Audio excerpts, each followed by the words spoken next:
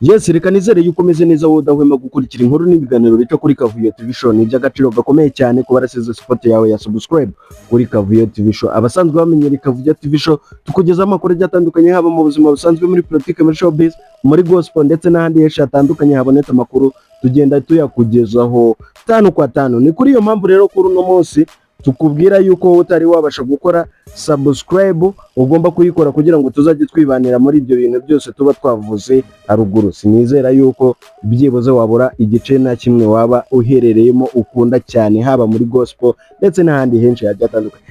So kuri uno munsi rero mu nkundire tunyarukire kuri bino byamamare bibiri biri kuvugwaho amakuru ashyushye kandi ameze neza cyane, dore yuko ari n'inyungu ku ba artiste ba hano mu Rwanda ndetse akaba ari n'ishema ry'u Rwanda, bitewe n'uko bari gukomeza kugenda baduhagararira aho bari muri bino bihugu bigiye bitandukanye hano ku mugabane wa Afurika. Element we murabizi yuko muri ino minsi amaze iminsi ari kubarizwa mu gihugu cya Nigeria, aho ari gukorana n'abahanzi bagiye bakomeye cyane ndetse abafasha no gutegura imishinga y'indirimbo iremereye cyane. Ndetse tunababwira yuko uyu Element nyuma yo gutwara igihembo cy'umuproducer mwiza muri kano karere k'ibiyaga bigari, ndetse akaba akomeje kugenda agaragaza yuko ari gutegura imishinga n'abandi bahanzi baremereye hariya mu gihugu cya Nigeria, naho uyu musore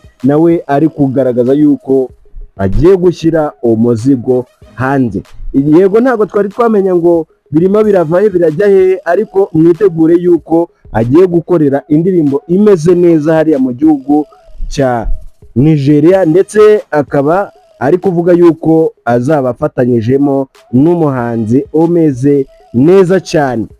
Muri abo bahanzi rero ari gukorana nabo, ariko cyane cyane mu ruhande rwa production, nk'uko mubizi yuko ari umuproducer, harimo Burna Boy, aho rwose yatangaje yuko Burna Boy bari gutegurana indirimbo yiwe imeze neza mu minsi iri imbere. Murajya mwumva indirimbo z'abahanzi bo muri Nigeria isohotsemo izina Ele, nk'uko n'ubundi kunze kubikoresha n'ahandi cyane.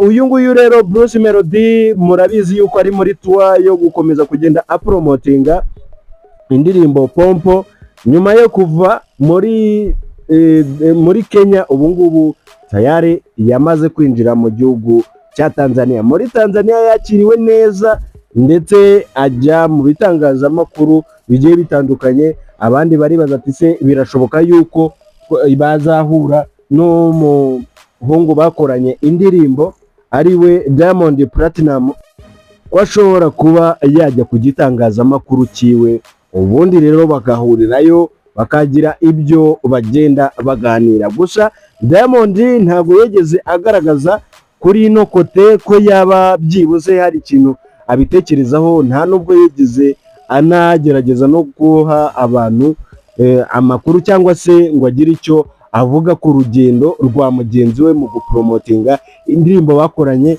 Yarabanjije aricecekera arituriza. Gusa iyi ndirimbo Diamond ntago, nk'uko bigaragara, ntago yizeraga yuko izagera kuri runo rwego, dore yuko yatangiye kuyipromotinga ari uko imaze kuzuza miliyoni 2 z'aba viewership. Agenda areba ukuntu indirimbo iri kugenda izamuka, aravuga ati nanjye iki nicyo gihe kugira ngo mbashe kuba nayipromotinga. Ikiriho nuko rero Wasafi Radio yabashije kuba yamutumira ndetse ikanamutumirana na boss ariwe Diamond Platnumz.